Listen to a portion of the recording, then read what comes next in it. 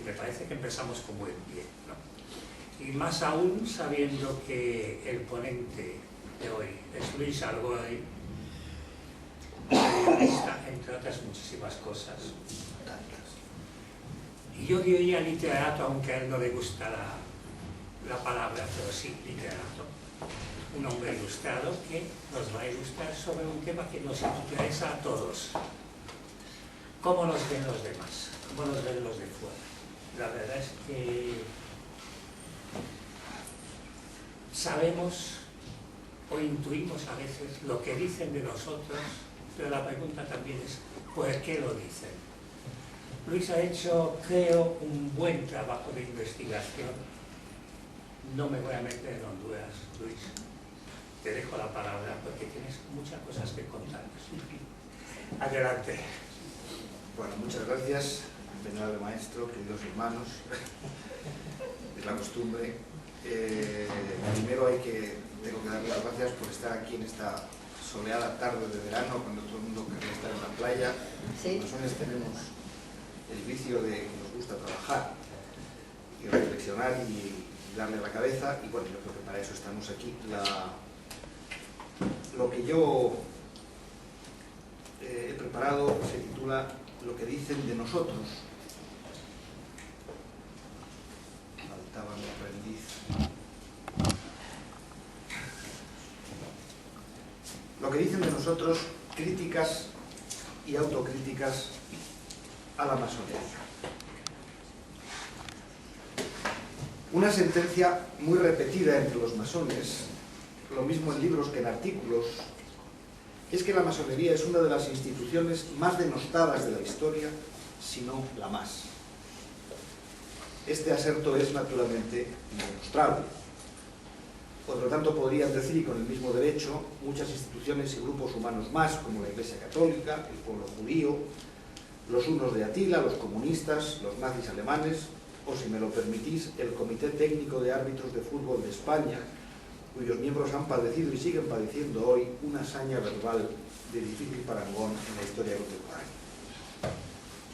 No existe, pues, un odiómetro ni un insultómetro histórico que todos demos por bueno, así que la recurrencia en insistir en cuánto y cuán cruelmente nos han agraviado siempre puede sonar, y yo creo que suena, a cierto victimismo en el que solemos complacernos como si no tuviésemos otra cosa mejor que hacer. Un breve ejemplo de esa contumacia en nuestra particular y analgésica Lamentatio Jeremiae es el de Franco.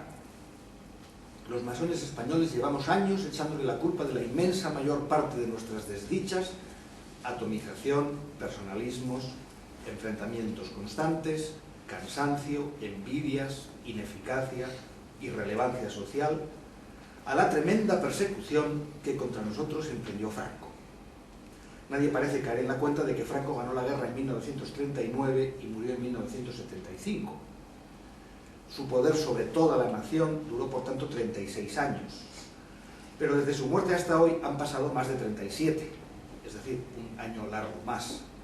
Me parece bastante sensato suponer que algo habremos hecho mal nosotros, en el tiempo que nos haya dejado libre, nuestra perseverancia y repetirnos lo poco que nos quería aquel señor, que no nos quería nada. Perdón. Y sin embargo es un hecho incontestable que la masonería ha sido una institución vituperada, calumniada, condenada y perseguida casi desde el momento mismo de su fundación oficial, en 1717 y hasta hoy, ininterrumpidamente. Pretendo con estas palabras hacer dos preguntas. La primera es ¿por qué? Y la segunda es ¿qué provecho o qué enseñanzas podemos obtener nosotros, los masones, de esas críticas? Parto del supuesto de que en casi 300 años esas críticas han tenido que ser por fuerza distintas y variadas. Los masones estamos acostumbrados a la empatía, a ponernos en el lugar del otro y hallar la parte positiva en los argumentos adversos para buscar así un punto de encuentro. Eso es lo que quiero proponeros. Porque nuestros críticos, aunque solo sea por su número y por la cantidad de años espacio y esfuerzo que nos han dedicado, hombre, alguna razón tendrán. Y esa razón, si es que merece tal nombre, es probable que nos sea útil.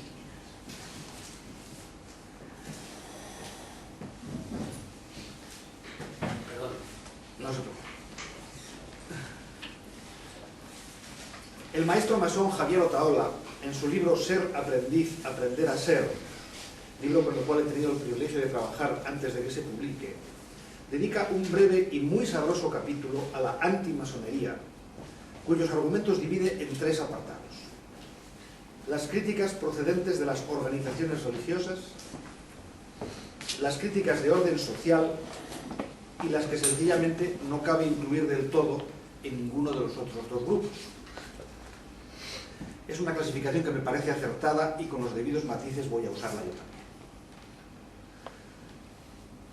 Admito que me interesa poco lo que de nosotros hayan dicho los clérigos, sobre todo los católicos romanos, no por su falta de importancia ni sobre todo de consecuencias, sino porque todos lo hemos leído ya demasiadas veces. Pero sí me llama la atención lo que quisiera denominar la estructura orgánica de sus invectivas, su origen común y sobre todo sus consecuencias. El prolífico propagandista español Manuel Tirado y Rojas, fallecido en 1907, se pasó la vida intentando que los integristas, entre los que ansiaba ser admitido, le perdonasen su pasado de masón. No lo consiguió del todo, aunque sus esfuerzos fueron hercúleos, su trabajo descomunal y su virulencia verbal contra sus antiguos hermanos masones fue verdaderamente asombrosa. Fruto de todo ello es una obra impagable y utilísima que se llama La masonería en España, ensayo histórico, en la cual el señor Tirado se extendió con la furia del converso hasta las 800 páginas. Y en la primera parte de ellas tuvo el acierto de citar, una tras otra, in extenso, aunque no las copió enteras, las más importantes de las bulas, encíclicas, constituciones apostólicas, breves y demás documentos pontificios de condena a la masonería. Las cita todas con abracadabrantes comentarios de propia cosecha, cierto es, pero lo importante es que las pone juntas, una detrás de otra, las ordena cronológicamente y las extracta con su mejor pulcritud de buen aficionado al periodismo. Y el lector se sorprende sin poderlo remediar. El aplicado resumen del señor Tirado y Rojas demuestra sin la menor duda que todas las críticas papales son en esencia la misma crítica. Todas. De los 11 papas que reinaron entre el nacimiento oficial de la masonería en Londres y el fallecimiento de Manuel Tirado en 1907, 8 de esos papas dedicaron varias horas de su tiempo al vaticanísimo deporte de copiar lo que habían escrito los anteriores. Hay que admitir que variaron un poco la sintaxis y el orden de las palabras, pero todos partieron de la Constitución Apostólica in eminenti de Clemente XII, que es la primera bofetada que nos cae, y casi todos, Benedicto XIV, Pío VII, León XII, Pío VIII, Gregorio XVI y el inmenso Pío IX, se esforzaron muchísimo en esa actividad tan mal vista hoy en los centros escolares, que se llama copy-paste, cortar y pegar. Hay que admitir que el penúltimo, Pío IX, produjo no solo la encíclica Qui Pluribus, que es donde se aplica el corta y pega, sino la friolera de 145 documentos de diverso rango, destinados a fustigar a los masones, y que solo el último de los 11 papas, León XIII, sí trabajó con algo más de honestidad que los anteriores. Escribió nada menos que 4 textos de alto nivel contra nosotros, entre los cuales brilla claramente el primero, la gran encíclica Humanum Genus. Pero la sorpresa no está ahí, pues no solo ahí, es antiquísima costumbre pontificia copiar lo que escribieron o a su vez copiaron los predecesores en el cargo, ya sea para confirmarlo o para modificarlo. La sorpresa está en el contenido de esa crítica tantas veces repetida. Nos sirve para expresarla, por ejemplo, y no es más que un ejemplo, entre muchos, lo que escribió el conde Annibale Sermatei della Genga, o sea, León XII, en su Constitución Quo Graviora de 1826. Cito: reclamamos también con ardor vuestro apoyo, oh príncipes católicos, nuestros queridísimos hijos en Jesucristo. Debéis recordar siempre que el poder real no os ha sido dado solo para gobernar el mundo, sino también y sobre todo para ayudar a la Iglesia. Es tal la inminencia del peligro que no es solo por defender a la religión católica por lo que debéis reprimir tales actos de los masones y sus logias, sino también por vuestra propia seguridad y por la salvación de los pueblos sometidos a vuestro imperio. La causa de la santa religión, sobre todo en nuestros días, se halla de tal modo ligada con la salvación de la sociedad que es imposible separar la una de la otra. En efecto, aquellos que militan en esas sectas masónicas son igualmente enemigos de la Iglesia y de vuestro poder. Atacan a la una y al otro. Hacen poderosos esfuerzos para derribar a ambos hasta sus fundamentos. Y si en su mano estuviese, no dejarían en pie ni la religión ni el poder real. Aquí está, queridos hermanos y hermanas, lo que, siguiendo la conocida metáfora agropecuaria, podríamos llamar la madre del cordero. Estamos juntos en esto desde hace muchísimos años. Recuerda el Papa León XII a los atribulados reyes que acababan de sobrevivir a Napoleón y que trataban de sentarse firmemente en sus tronos en medio de un convulso mundo fustigado por ideas nuevas. Si vienen a por nosotros, van a por vosotros también. Llevamos siglos compartiendo el poder amistosamente, aunque alguna que otra vez hayamos tenido nuestras diferencias. Nosotros os coronamos, os ungimos, os bendecimos y proclamamos que sois reyes por voluntad de Dios, por derecho divino. Vosotros, a cambio, nos protegéis, nos alimentáis, prohibís que se comercie con nuestras tierras y propiedades, nos libráis de impuestos, nos concedéis el monopolio de la enseñanza y os arrodilláis ante nosotros delante de todo el mundo.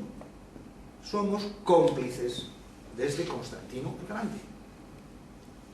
Si estos masones, o quien quiera que sea, nos desobedecen, cuestionan nuestra autoridad, niegan que solo nosotros estemos en posesión de la verdad, o abrazan a aquellos que nosotros condenamos, os están atacando también a vosotros. Este es el clarísimo mensaje del Papa León, de sus antecesores y de sus sucesores. Pero la pregunta sigue siendo ¿por qué? ¿Qué les habíamos hecho? ¿En qué basan su condena? ¿Por qué pensaban que éramos tan peligrosos?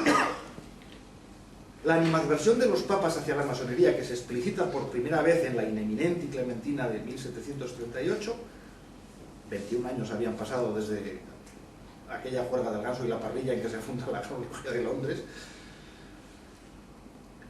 La animadversión se fundamenta en dos pilares esenciales. El primero es el secreto, del que hablaremos más tarde.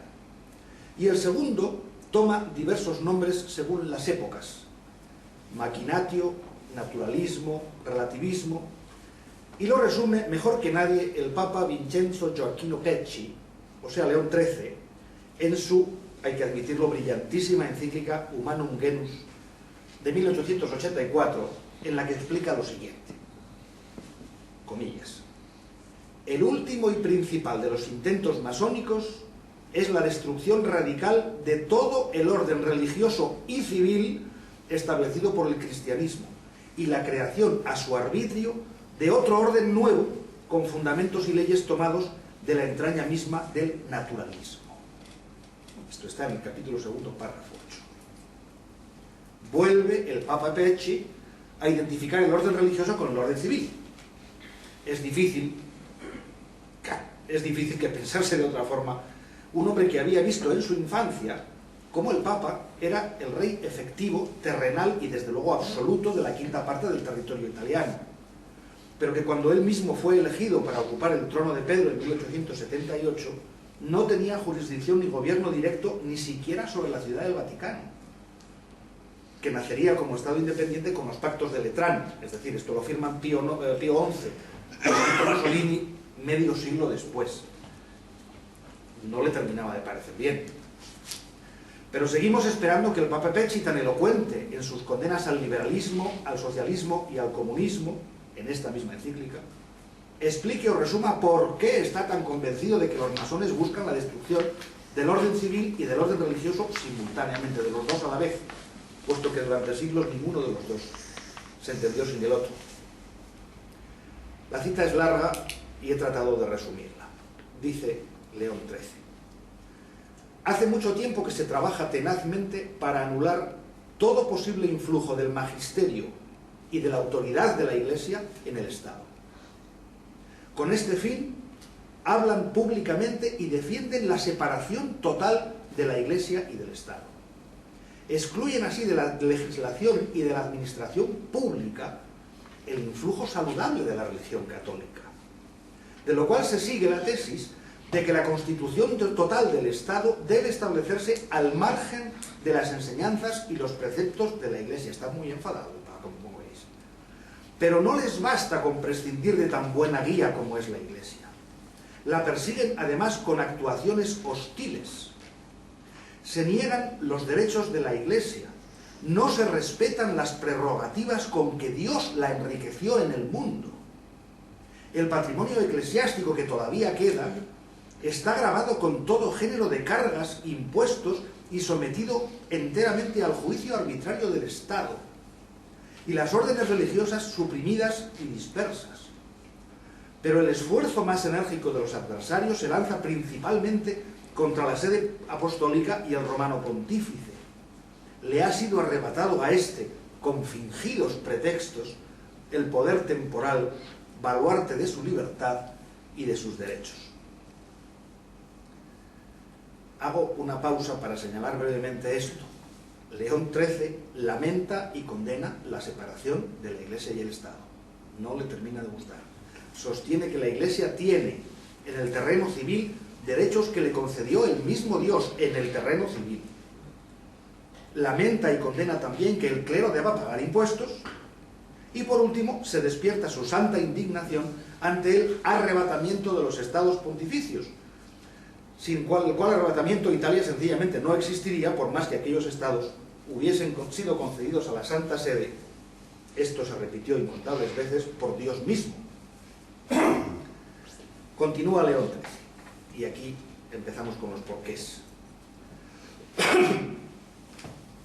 Si los afiliados a la masonería no están obligados a abjurar expresamente de la fe católica, por lo menos eso nos lo reconoce, al abrir los brazos a todos los procedentes de cualquier credo religioso, logran de hecho la propagación del gran error de los tiempos actuales, el indiferentismo religioso y la igualdad de todos los cultos. Conducta muy acertada para arruinar todas las religiones, singularmente la católica, que como única verdadera no puede ser igualada a los demás sin suma injusticia. Hablamos aquí de las obligaciones derivadas de la moral natural. Un Dios creador y gobernador providente del mundo. Una ley eterna, que manda conservar el orden natural y prohíbe perturbarlo. Un fin último del hombre, muy superior a todas las realidades humanas y colocado más allá de esta transitoria vida terrena. Estas son las fuentes, estos son los principios de toda moral y de toda justicia.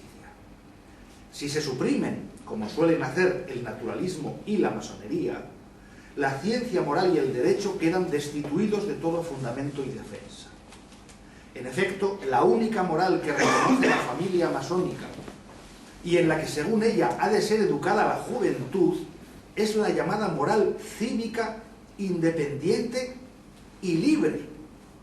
Es decir, una moral que excluya toda idea religiosa. Aquí se pasó un poco. Donde quiera que esta educación ha comenzado a reinar con mayor libertad, suprimiendo la educación cristiana, ha producido la rápida desintegración de la sana y recta moral, el crecimiento vigoroso de las opiniones más horrendas y el aumento ilimitado de las estadísticas criminales. Pero los naturalistas y los masones, al no creer las verdades reveladas por Dios, niegan el pecado del primer padre de la humanidad y juzgan por esto que el libre albedrío no está debilitado ni inclinado al pecado. Por esto vemos el ofrecimiento público a todos los hombres de innumerables estímulos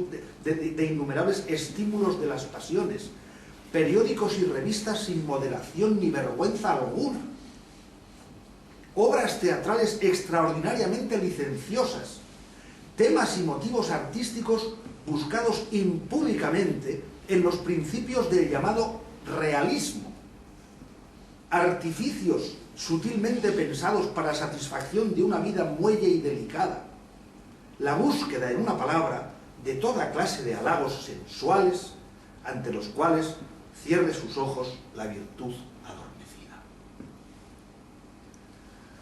Por lo que toca a la sociedad doméstica, toda la doctrina de los naturalistas masones se reduce a los capítulos siguientes. El matrimonio pertenece a la categoría jurídica de los contratos. Puede rescindirse legalmente a voluntad de los contrayentes. La autoridad civil tiene poder sobre el vínculo matrimonial. En la educación de los hijos no hay que enseñarles cosa alguna como cierta y determinada en materia de religión, que cada uno al llegar a la adolescencia escoja lo que quiera. Los masones están de acuerdo con estos principios. No solamente están de acuerdo, sino que se empeñan ya hace tiempo en introducir estos principios en la moral de la vida diaria. En algunos estados se permite el divorcio. De esta manera se tiende con paso rápido a cambiar la naturaleza del matrimonio, convirtiéndolo en una unión inestable y pasajera que la pasión haga o deshaga a su antojo. Ya casi termina León XIII, que como veis está francamente enfadado. La masonería tiene puesta también la mirada con total unión de voluntades en el monopolio de la educación de los jóvenes. Piensan que pueden modelar, esto es tremendo, piensan que pueden modelar fácilmente a su capricho, en esa tierna edad y flexible, y dirigirla hacia donde ellos quieren, y que este es el método más eficaz para formar en la sociedad una generación de ciudadanos como ellos imaginan.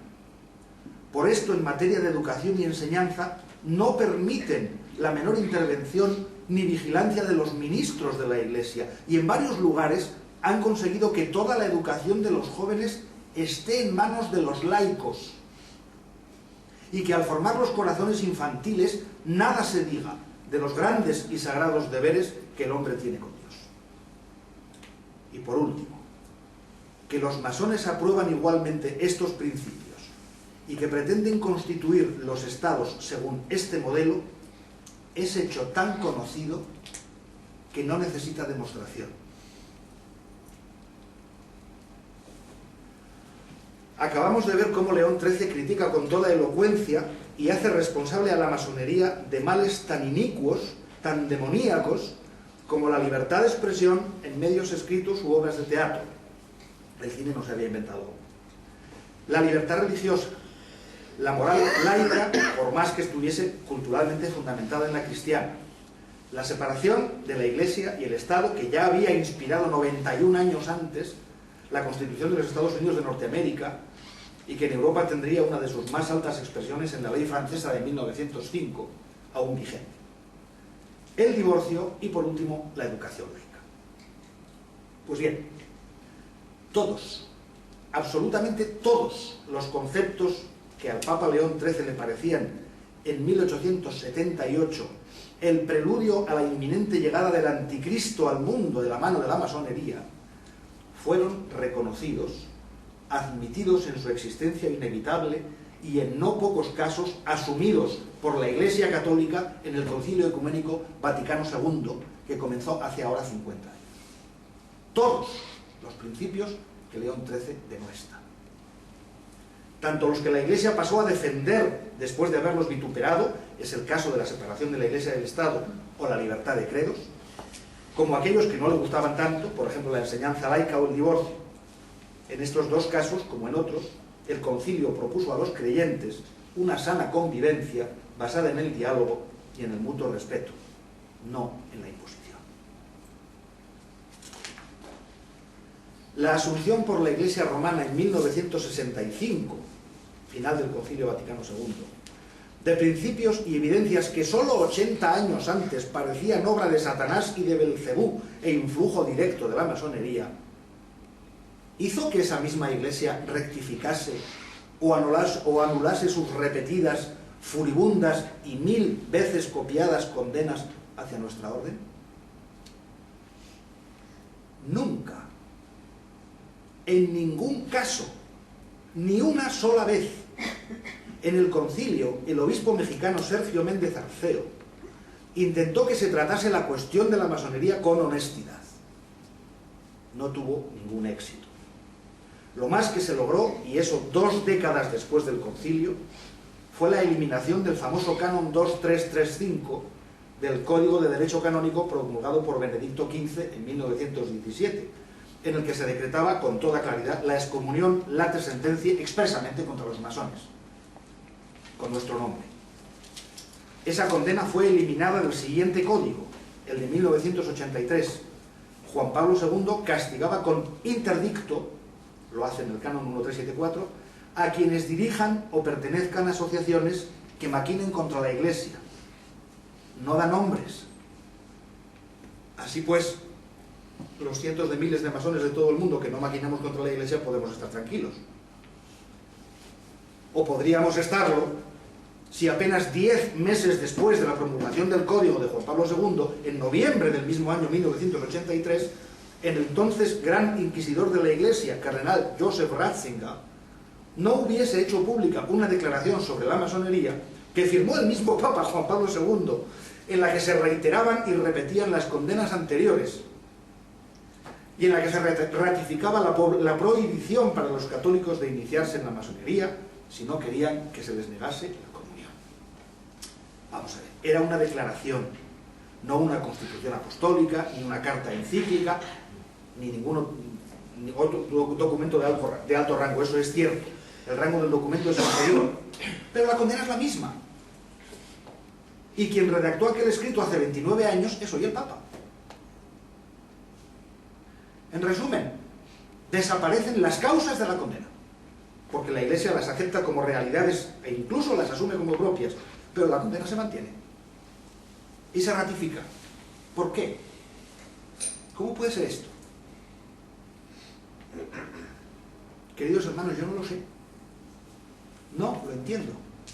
Es como si el juez condenase a alguien a cadena perpetua por haber matado a otro, y cuando luego se demuestra que el acusado era inocente, el juez lo mantiene en la cárcel y le dice: pues no habrás sido tú, pero mejor te quedas ahí porque sigues teniendo cara de mala persona. Yo no me preocuparía por el asunto. De hecho, no me preocupo específicamente por esta flagrante incoherencia de la Iglesia. He logrado desprenderme, no sin esfuerzo y sin años de reflexión, de las creencias religiosas que llenaron mi infancia. Y el hecho de estar excomulgado o no de la comunidad católica, late sentencia o stricte sentencia, me inquieta muy poco. Pero sí me preocupan, y mucho, como masón que dicen mis hermanos que soy, los efectos que esa casi 3 veces centenaria animadversión eclesial contra nosotros ha tenido y tiene hoy sobre nuestra orden. No hace falta ser ningún lince para advertir que la inmensa mayoría de las invectivas, denuestos, injurias o sencillamente calumnias y falsedades que se dirigen contra la masonería, desde periódicos, libros o medios considerados o autoproclamados de extrema derecha, o como se dice ahora con asombrosa desfachatez histórica, liberales, proceden en su primer origen de las condenas papales, no de otro sitio. Vivimos en un país en el que es prácticamente imposible ser de derechas o muy de derechas sin ser católico. Esto es así. Las excepciones a esa norma 1000 veces repetida en libros y discursos de los años más duros del nacionalcatolicismo español pueden contarse con los dedos de muy pocas manos. y son todas o casi todas muy jóvenes. Rafael Calvo Serer, miembro del Opus Dei, decía en 1949 que el catolicismo es una condición sine qua non para la vida española. Por ello hay que apartar inflexiblemente todo cuanto intente atacarlo. 1949. Hoy nadie se atrevería a escribir algo así en un medio relativamente digno. En Internet se ven esas tonterías y muchísimas más, mucho peores. Pero la identificación entre conservadurismo político y militancia católica sigue siendo abrumadoramente mayoritaria en ese ámbito. No existe prensa conservadora de envergadura que no esté teñida de sumisión episcopal. Seguimos identificando ateo o laico con rojo, algo inaudito, inaudito en el mundo civilizado. Así,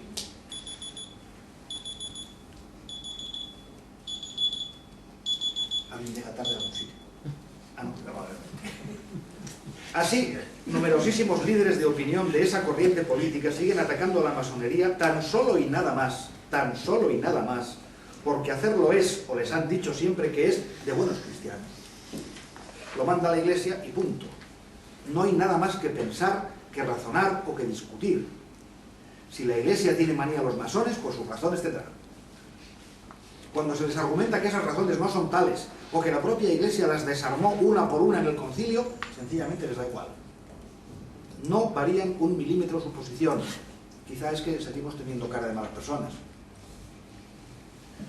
Yo estoy íntimamente convencido, queridos hermanos y hermanas, de que Ricardo de la Cierva, por poner nada más que un ejemplo, no sabe, en realidad, no sabe de dónde procede su viejísimo odio hacia la masonería.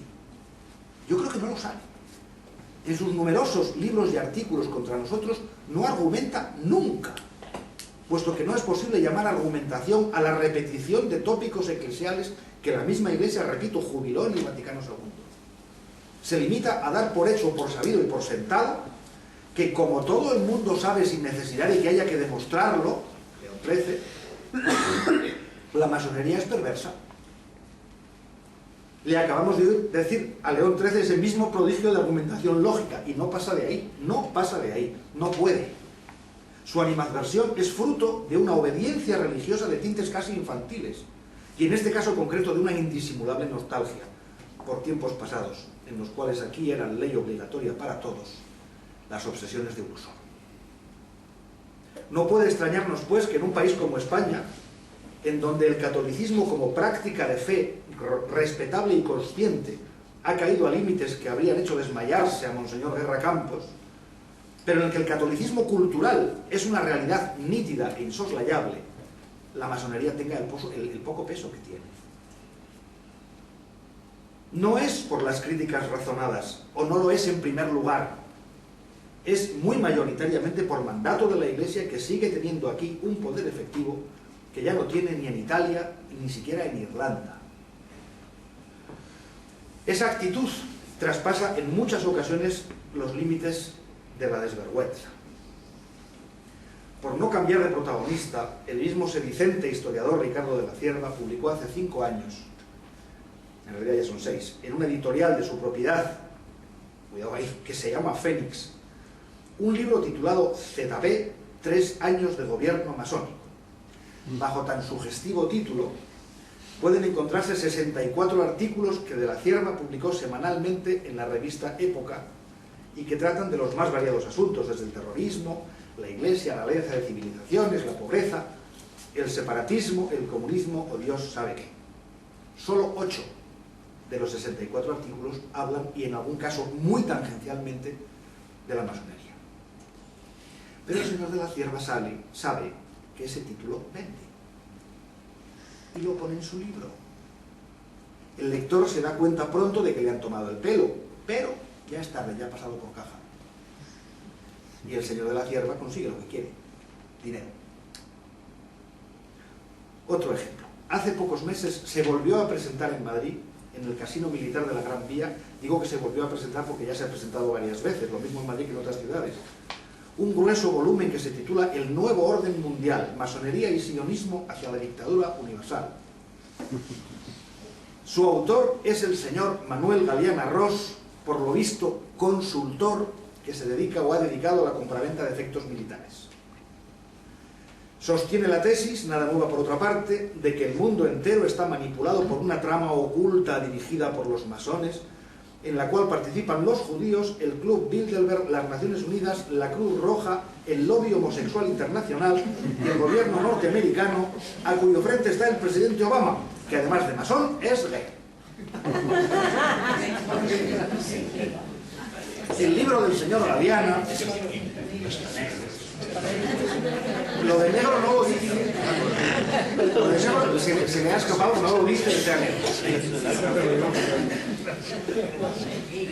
El libro del señor Galeana, que he tenido la inmensa paciencia de leer, en la línea de la teoría de la conspiración universal, tiene un pequeño defecto. Carece de bibliografía. No se sabe, como diría el cuplé, de dónde saca pa' tanto como destaca. Es decir, cómo apoya las cosas que dice. Mejor dicho, sí se sabe, porque lo cuenta él mismo cuando le preguntan, y yo lo hice. Su única fuente es Internet, donde cada cual, como sabemos, pone lo que le da la gana. Ese y el consabido, todo el mundo lo sabe y no hay que demostrarlo, León XIII, es el fundamento científico de este señor para decir las barbaridades que dice sobre los masones, los judíos, los moros, la ONU, el masón gay Obama y lo que se le ponga por delante. No hay ningún otro apoyo documental. Propongo a mis queridos hermanos y hermanas que hagan una prueba. Cuando lleguen a casa, cojan el ordenador y tecleen en Google la frase Obama is an alien. Obama es un extraterrestre. Se encontrarán, sobre poco más o menos, porque yo la última vez que probé esto fue en octubre o noviembre, con que hay más de 8 millones de enlaces a páginas web que hablan de esta curiosa idea. Eso no da para un libro, sino para toda la enciclopedia británica. Bueno, pues esto es lo que ha servido al señor Galeana Ross para construir su libro. Si lo que digo es verdad, y yo creo que sí, estamos ante una verdadera dificultad para separar las invectivas antimasónicas de orden religioso de las que se refieren a otras cuestiones que podríamos llamar sociales. ¿Todas las críticas parten de la Iglesia o de personas influidas por la Iglesia? Es evidente que no. Pero las ideas, el concepto, la almendra de esas críticas, es curioso, son las mismas o muy semejantes.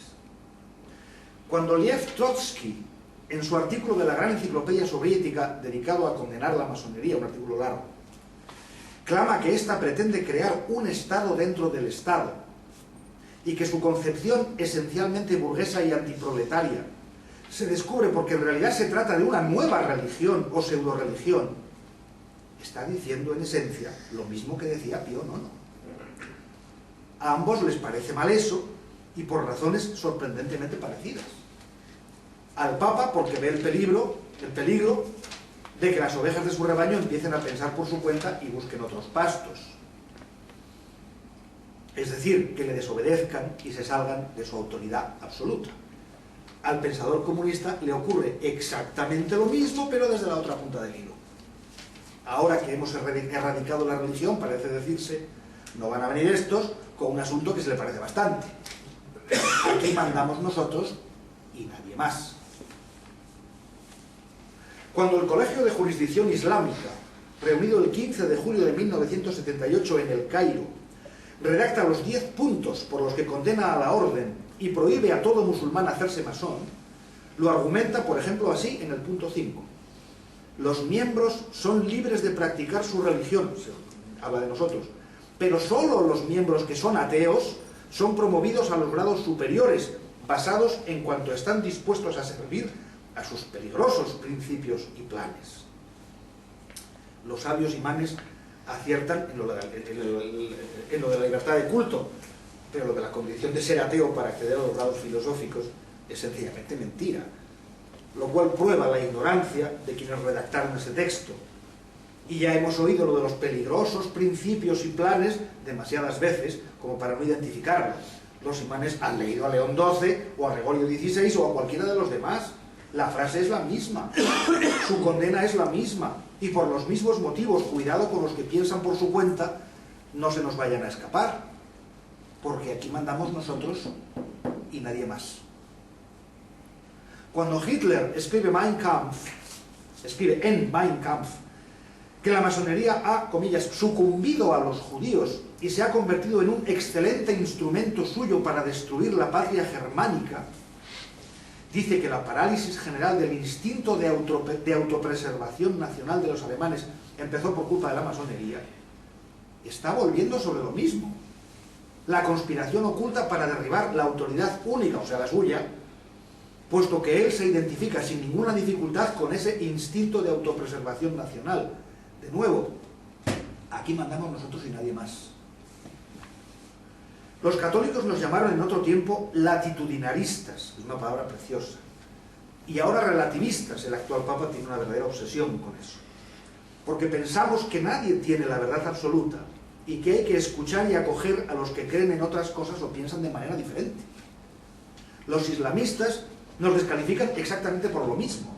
Los comunistas nos identifican con su peor enemigo, los burgueses. Los nazis con el suyo, los judíos. Franco, cuyo escaso pensamiento político pobrecito procedía de los espeluznantes integristas católicos como Vázquez de Mella o Ramón Nocedal, nos llamaba judíos y comunistas todo a la vez. Y por ahí seguido, hasta concluir algo tan sencillo como esto: somos peligrosos para cualquiera que trate de imponer a los demás sus propias ideas, sus creencias, su sistema político, religioso o político-religioso. Somos, pues, diferentes. Tan diferentes que solo podemos florecer en un medio tan artificial, tan extraño a la naturaleza humana, tan raro en la historia, tan frágil y tan corruptible como la democracia. Cuando hemos combatido por ella, los fanáticos, ignorantes o ambiciosos, nos han llamado terroristas, destructores de la civilización y antipatriotas. Cuando hemos trabajado en democracia, esos mismos fanáticos, cuya sola ambición es detentar todo el poder y sumir a los ciudadanos en la ignorancia, nos han acusado exactamente de eso mismo, de manipular la democracia, de aprovecharnos de ella y de tratar de controlarlo todo desde la sombra.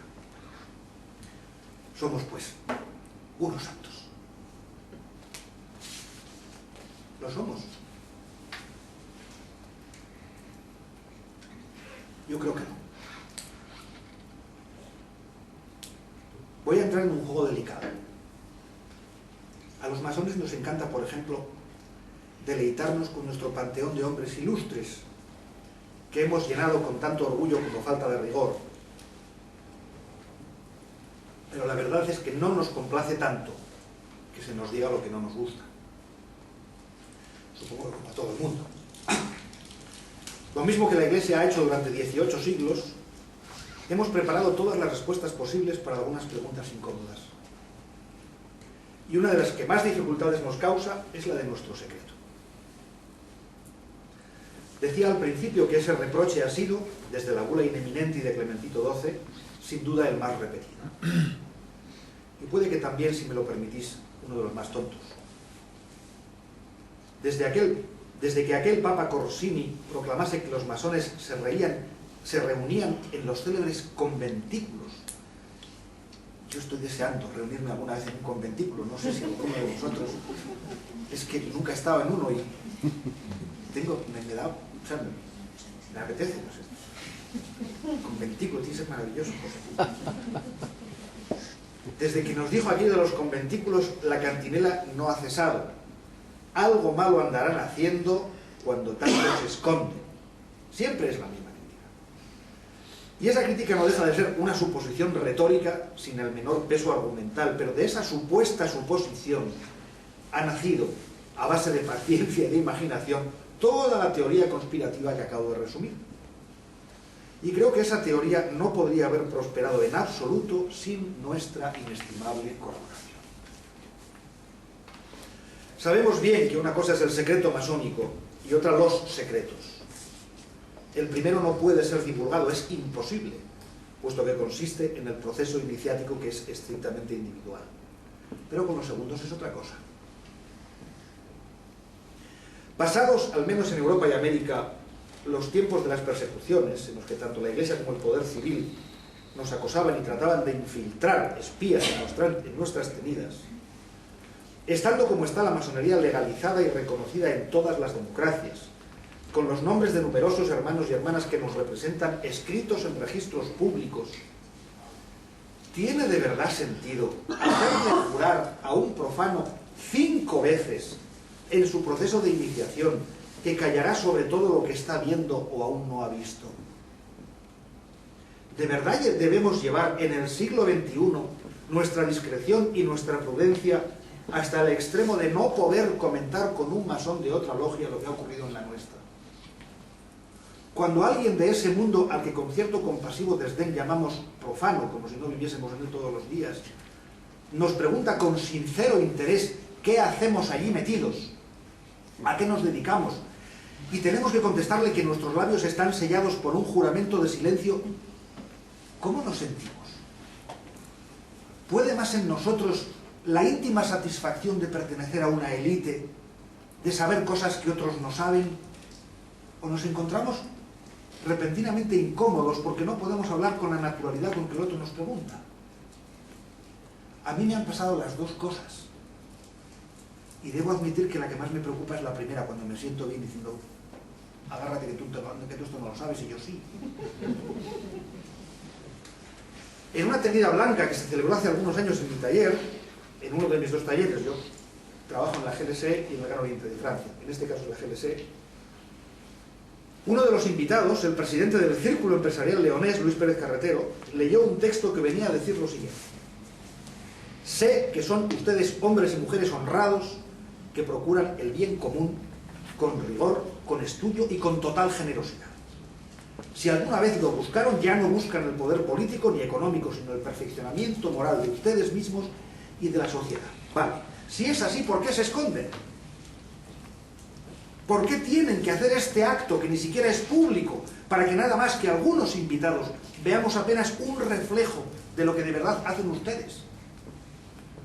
Y el día en que se decidan a salir completamente a la luz, díganos en qué podemos ayudarles. Necesitamos gente como ustedes. La sociedad necesita gente como ustedes. Ustedes hacen falta en este mundo, con sus principios y con las cosas que hacen. ¿Qué? Cuando salgan del sótano, díganos qué necesitan, que muchos correremos a ayudarles. El debate sobre aquella pregunta duró 2 horas. No logramos convencer a aquel hombre, que por cierto es mi padre, aquella tarde. Tuve que convencerlo yo. Y eso me ha llevado mucho tiempo. Lo convencí con mi actitud, con mi evolución personal, con mi inesperada maduración en una edad ya madura, como podéis ver. Pero aún veo en sus ojos un destello de tristeza cuando en mitad de una conversación sobre los hermanitos, que es como nos llama él, se da cuenta de que yo estoy mareando la perdiz y callándome cosas que él querría saber. Y en algunas ocasiones a mí también me gustaría contárselas, y eso sería lo natural entre padre e hijo, pero no puedo. Seguramente hago bien, porque hay cosas en el camino iniciático que solo se comprenden desde dentro de los propios zapatos y desde dentro del propio caminar, eso es evidente. Pero con qué valor le digo yo a mi padre que hay cosas muy importantes para mí, para mi vida, que no le cuento porque no las puede entender y yo sí.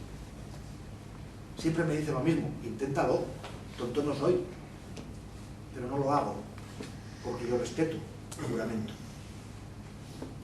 Y como respeto mi juramento, también os juro que no me siento nada bien en algunas ocasiones. Sé que debo hacerlo, pero cuesta.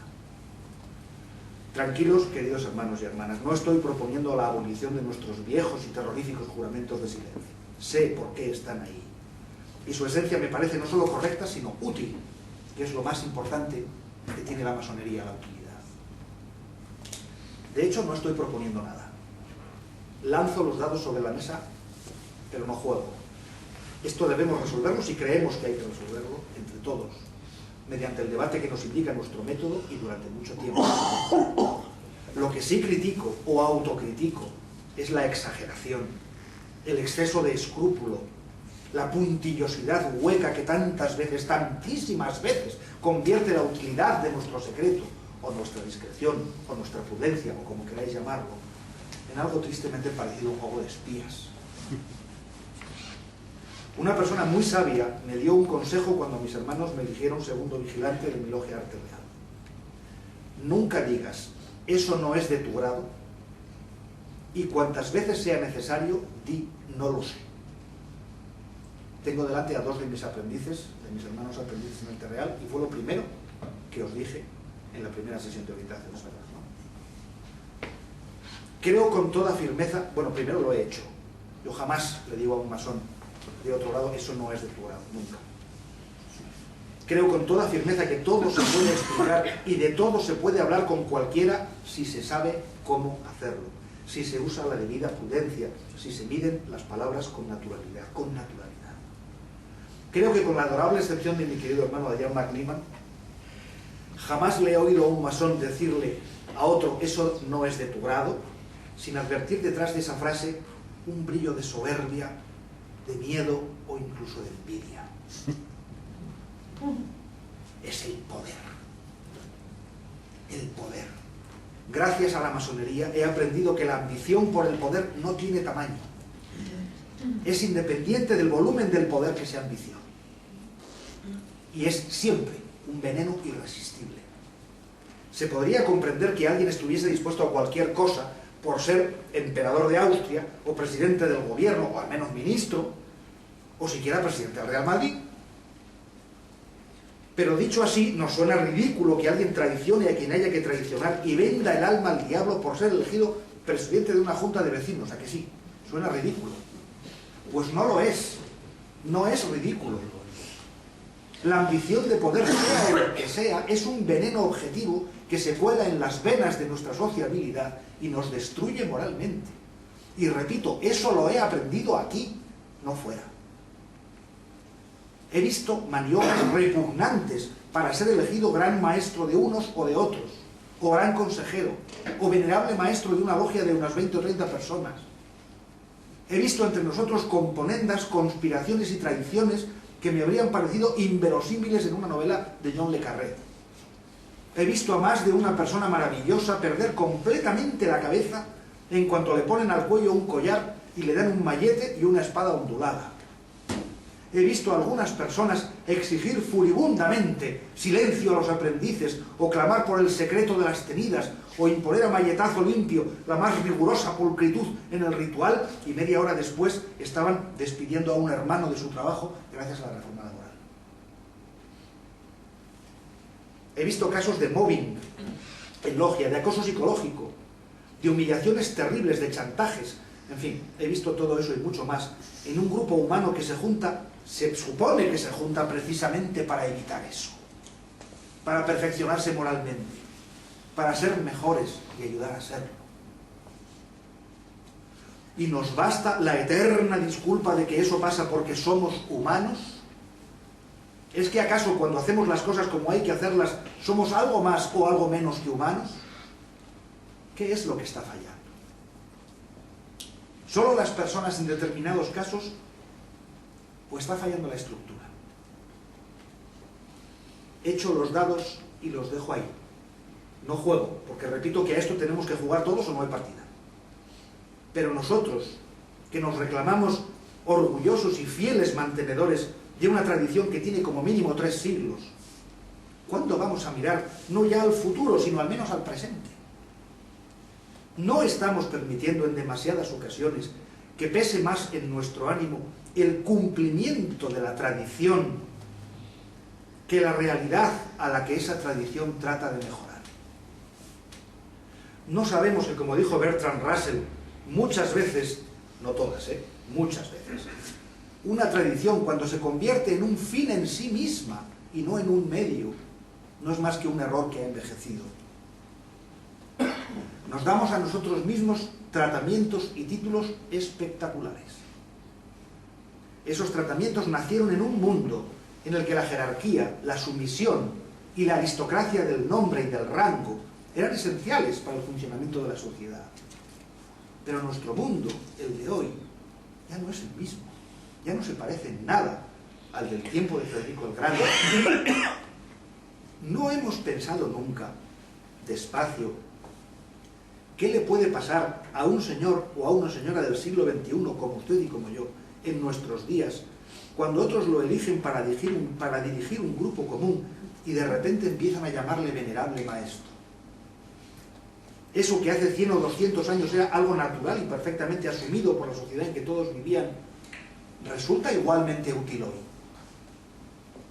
¿No es 100 veces más fácil que en el mundo feroz y competitivo de nuestros días el aludido o aludida se lo crea, se envanezca, se maree con la diminuta altura que le damos y de verdad se piense que se merece ese tratamiento, que a mí, dicho sea de paso, me encanta estéticamente, por sus propios méritos, por lo listo que es? ¿No estamos hoy más acechados por la vanidad y por la ambición, más que nunca antes desde los tiempos de Anderson? ¿Resultan útiles esa hermosa tradición y esas sonoras nomenclaturas en un mundo cuyos defectos tratamos de corregir en la situación dramática en que nos encontramos todos? Imaginaos una pesadilla. En una respetable logia de San Juan, la que sea, el sitial de Salomón, el que corresponde al venerable maestro, lo ocupan por riguroso turno todos los maestros del taller, uno distinto en cada tenida. Solo uno de ellos, elegido democrática, anual y regularmente por sus hermanos, solo a uno de ellos le corresponde la representación institucional y exterior del taller, la firma de documentos, la participación en instancias superiores. Pero el oficio, en los trabajos lo van ocupando todos los maestros sucesivamente. Horrible, ¿verdad? Espantoso. ¿Por qué es horrible? Aparte de porque no se le concedería a nadie el inmenso privilegio de no volverse loco, de no envanecerse, de no creerse que es el más listo, el mejor, el imprescindible, el insustituible durante todo un año. Es una pesadilla. ¿Por qué es una pesadilla? Porque semejante atrocidad quebraría una tradición de 3 o 4 siglos, sí, es verdad, la quebraría. Pero nada más que por eso es una pesadilla. Ahí echo los dados. No juego si nadie más lo hace. Pero me gustaría que los masones pensásemos que para eso estamos, para pensar en cómo hacer para encajar nuestras viejas y bellísimas tradiciones de los siglos XVIII y XIX, no ya en una realidad social, que eso es evidente, sino en una psique, en una manera de pensar y sentir, en una psicología, en un consciente o inconsciente colectivo del siglo XXI. Porque lo que sí creo con toda firmeza es que nuestro reloj, por más antiguo y valioso que sea, debe marcar la hora de nuestro tiempo. Y si es posible con 5 minutos de adelanto, o 5 días, o 5 años, o eso, o nos acabarán robando el reloj, con leontina y todo, del bolsillo de nuestro anticuado e inútil chaleco. O eso, o quienes nos acusan desde la izquierda, que podríamos llamar tradicional, de estar jugando a un inútil juego burgués para adultos, como dijo una vez Enrico Berlinguer, tendrán más razón de la que nosotros nos atrevemos a temer. Otra crítica. Hay una película menos que mediocre, ya quisiera llegar a ser mediocre, encargada por la Gestapo en 1943 al cineasta francés Jean Many, con guión de Jean-Marc Rivière, ambos colaboracionistas con los nazis. Su título es Forces Occultes, Fuerzas Ocultas, y se trata de una lamentable astracanada, indigna incluso de los inimitables Leo Taxil o Joaquín Bor, que era de aquí del pueblo, en la que se pinta a la masonería como un grupo de mediocres arribistas, muchos de ellos son parlamentarios, ocupados tan solo por hacer negocios entre ellos. Nada más. Ninguno se toma en serio lo que hace en logia, ninguno se lo cree. En realidad se limitan a repetir gestos y frases de un teatro que en el fondo de su corazón desprecian. Ellos están allí para otra cosa: conseguir prebendas, privilegios y desde luego poder. Y ese poder hay que mantenerlo. Así logran engatusar al protagonista, un noble muchacho llamado Avenel, diputado en la Asamblea Nacional. Lo inician y a renglón seguido lo sobornan, lo corrompen, o por lo menos lo pretenden ponerlo a su servicio. Es decir, intentan domesticarlo y desactivarlo. Arnel traga con todo hasta que su naturaleza se revela, se cansa y abandona la logia con un portazo y una frase impresionante: esto no es más que un juego macabro de poder. Fuerzas Ocultas es una parodia para idiotas, crédulos e ignorantes. Eso es así. Pero nosotros, que estamos acostumbrados a mirarnos en el espejo de la iniciación, los masones, que sabemos que el mal está entre nosotros y que uno mismo incluso puede ser sin darse cuenta en el mejor de los casos, el mismo mal, nunca hemos visto nada como lo que refleja esa torpe película. Nunca. Nada. No hemos observado jamás en nuestras logias ni una sola actitud que pudiera caber dentro de esa durísima definición, un macabro juego de poder. Hace pocos días tuve la desdicha de asistir al funeral de un familiar muy querido.